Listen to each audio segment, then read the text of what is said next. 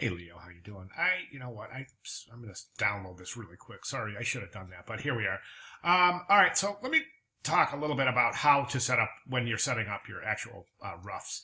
I recommend not using a color background at all. I always work my roughs in black and white because I black on white background because I'm under this theory that if it doesn't work in black and white, it just doesn't stand a chance in color. And that's something you're going to hear over and over again in design, specifically in logo design. So it's really a lot more efficient to study spatial relationships and design elements as they relate to one another with simplicity and with objectivity. So we try to do it in black and white so we get the objectivity. Every time you add color, you're adding more meaning.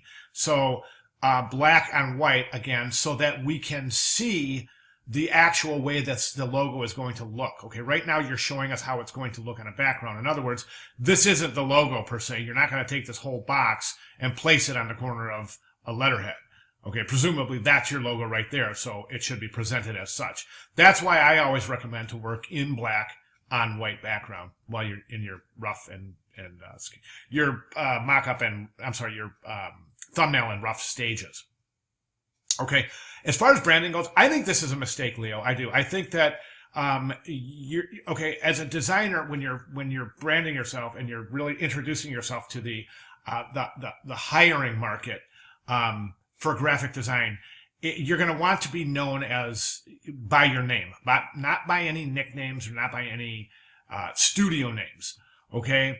Now I know you go by Leo, and I'm just thinking that if I were you, I would take advantage of your name because it's a beautiful name. It rolls right off the tongue. You've got such an eloquent name. I would take advantage of that. If I were branding you, if you came to me and said, "Can you brand me?" I would say first thing I would say is, "Let's use your name. It's really a fantastic name. So let's exploit that."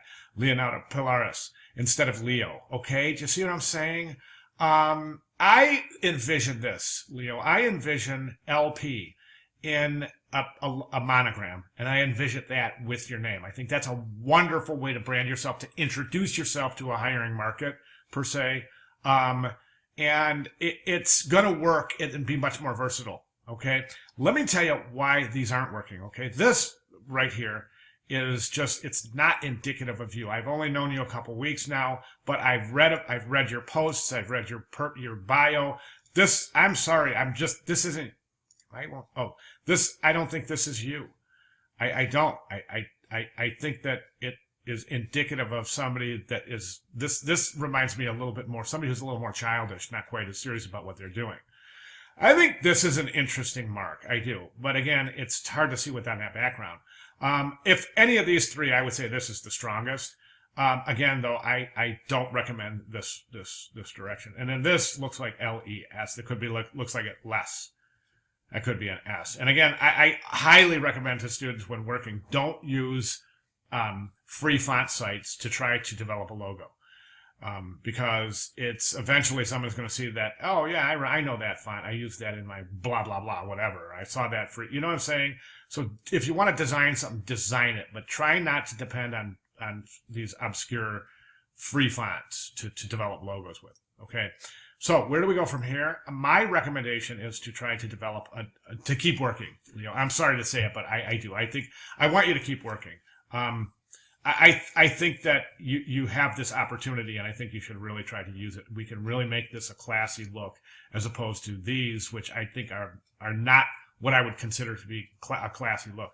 I think you would rather be branded as a classy, mature designer than maybe a trendy designer. Do you see what I'm saying? Okay, so again, I would recommend that you develop a monogram. And if you just go ahead to Google and just look at designers' monograms, you'll get 100 ideas. And once you start looking at those ideas, your own ideas are going to start stoking like a campfire.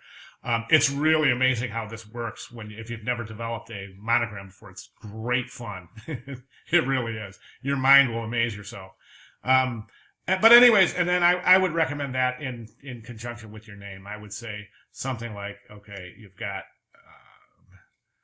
Okay, let's say this place right here. So you got your logo, your LP logo, and then you've got your name alongside of it, maybe like that. Okay, but just think about it. And if you're really bent on going on one of these directions, by all means, tell me why, and we'll take it from there. If you have a reason, let me know. Otherwise, those are my recommendations. So if you have any questions or if I can clarify anything, please feel free to let me know. Okay, thanks.